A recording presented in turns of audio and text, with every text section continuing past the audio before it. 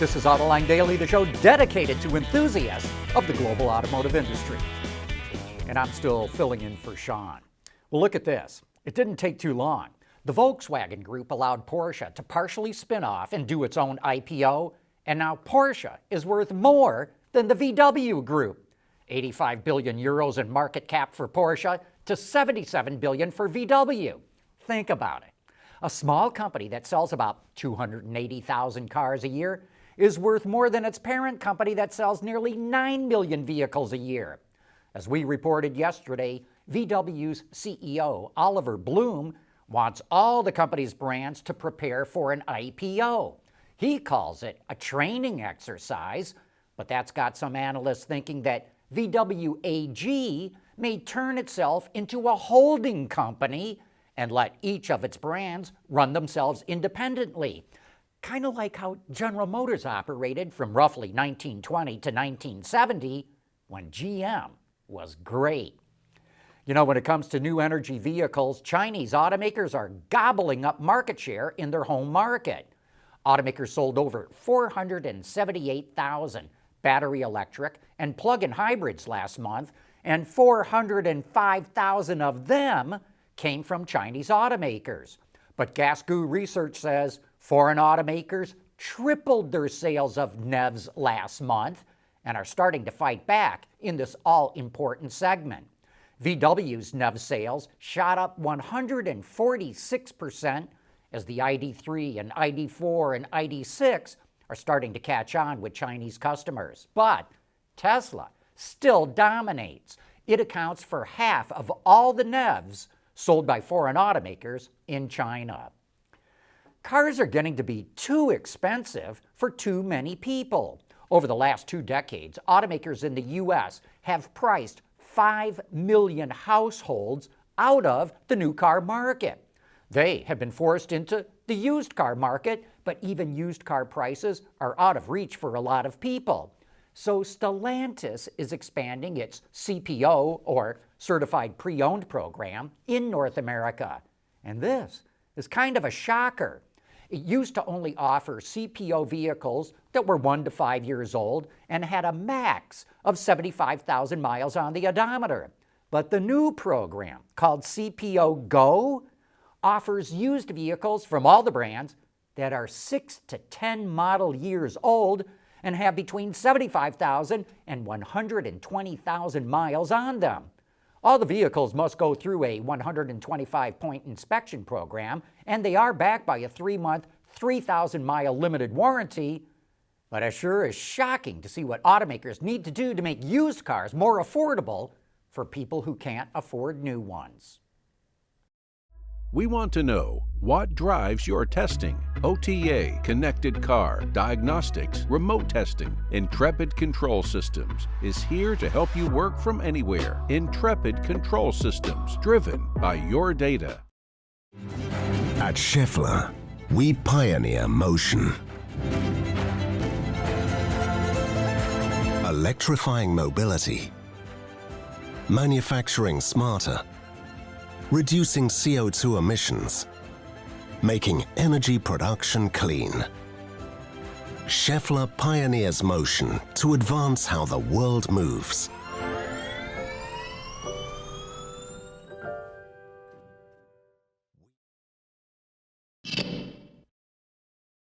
Two to 3 years ago, when Ford announced that the base price of the F-150 Lightning would be about 40 grand, we were delighted. Well, that was then. Now Ford is raising the price of its entry-level version of the electric F-150 due to, and I quote here, ongoing supply chain constraints, rising material costs, and other market factors. Other market factors? That means they know they can get away with a big price hike. The Lightning Pro will now start at just under $52,000, an increase of another 5 grand. But if you've already got your order in, they're not going to sock you with that extra cost. And let's stick with Ford for the moment. Its performance division is now offering a calibration kit for the Explorer ST that adds even more power and torque. It takes the SUV's twin-turbo 3-liter V6 from 400 horsepower and 415 pound-feet of torque up to 430 horsepower and 467 pound-feet. It also optimizes the 10-speed automatic and improves throttle response across the rev range. Better still, it does not void the warranty, and the kit itself only costs $825, and it's got its own 3-year, 36,000-mile warranty. And speaking of Ford performance vehicles, it revealed the race version of the new Mustang that's going to compete in Australia's Supercar Series. There's not a whole lot of details about the car, but it will be powered by a production-based Coyote V8 that makes over 600 horsepower.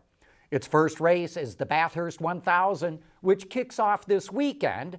As for the road-going version of the Mustang Down Under, Australians will be able to get their hands on the 7th-generation Mustang late next year.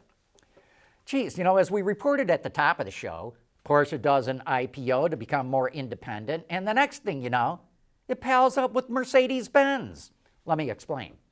Porsche put out a press release talking all about the extreme importance of aerodynamics with electric vehicles. Like at roughly 80 kilometers an hour, that's about 50 miles an hour, aero becomes more important than the rolling resistance of the tires. And that in the WLTP test, wind resistance accounts for 30 to 40% of the losses in an EV, but it's probably more like 50% in real-world driving. However, the Porsche press release also dedicates a decent chunk of space to the Mercedes-Benz EQXX concept. Porsche talks quite glowingly about the car and even has quotes from a Mercedes aerodynamics engineer. You never see something like this unless the companies are specifically partnering on a project. But this Mercedes engineer also talks about one of the most interesting ways of reducing aerodynamic drag. He says they're testing how to use vibrations from speakers to influence the separation points for the wind blowing over the body of a vehicle. That acoustic trick reduced the drag coefficient by 7% on an SUV. All cool stuff, but we bet that the people at Audi might be a bit miffed that their sister company Porsche is singing the praises of Mercedes-Benz.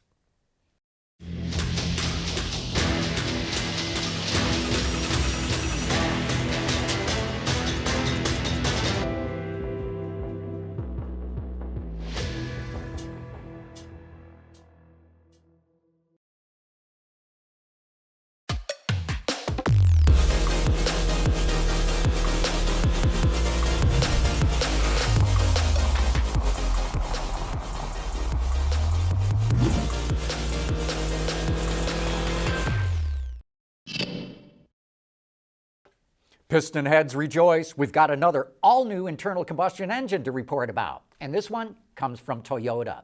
It's swapping out the 3.5-liter V6 in the Highlander and replacing it with a new 2.4-liter turbocharged 4. Customers are going to lose some horsepower. The Turbo 4 generates 265 ponies, while the V6 generated 295, but they're going to get more torque. 310 pound-feet for the 4, versus 263 for the V6. Toyota says the new engine will also reduce NOx and non-methane organic gases by 50%, as well as reduce CO2 emissions. And it expects the EPA to rate the 2023 Highlander at 25 miles to the gallon. That's about 1 mpg better than before. We don't hear a lot about new IC engines these days. We already reported on the all-new Inline 6 that's going in the Jeep Wagoneer and Grand Wagoneer, but engine experts tell Autoline that after engines like these make their debuts, they are not aware of any other clean sheet engine designs that are being developed. Automakers will continue to update their existing engines, but they're not designing any new ones. Okay, here's a new word to add to your vocabulary: Phygital. Ever hear of that one before? Well, if you haven't, now you're going to start noticing it all over the place. It's about combining the physical and the digital worlds. Phygital. And what triggered our reporting on this is that the supplier Hella is bragging about its new Phygital shield that's going on the front ends of 8 EV models from unnamed German luxury car builders starting in 2025. Even though they're unnamed, we're pretty sure they're referring to Mercedes, BMW, and Audi. The Phygital shields have sensors embedded in them, like radar and sonar, as well as lighting that can create a brand identity. They're actually pretty sophisticated. They're made with 8 different layers of plastic and foil, including a polyurethane outer layer that can self-heal. If it gets scratched or pocked with stone chips, the polyurethane will flow to cover that up just by parking the car out in the sunshine. Speaking of suppliers that are coming up with cool technology, that's what we're going to be talking about on Autoline After Hours this afternoon with Jeff Hemphill, the CTO of Schaeffler, which is transitioning from being a traditional ICE supplier to becoming a full-blown BEV one. That's going to be a great topic to dive into. Mike Austin, a senior research analyst with Guidehouse, will also be joining the show. So join me and Gary Vasilash for the show that helps you understand the inner workings of the automotive industry. With that, we wrap up today's report, and we thank you for watching.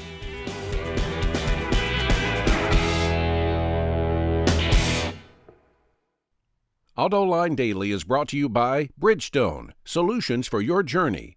Experience Dolby Atmos, anywhere, anytime. Intrepid Control Systems, over-the-air engineering, boost your game. And by Schaeffler, we pioneer motion.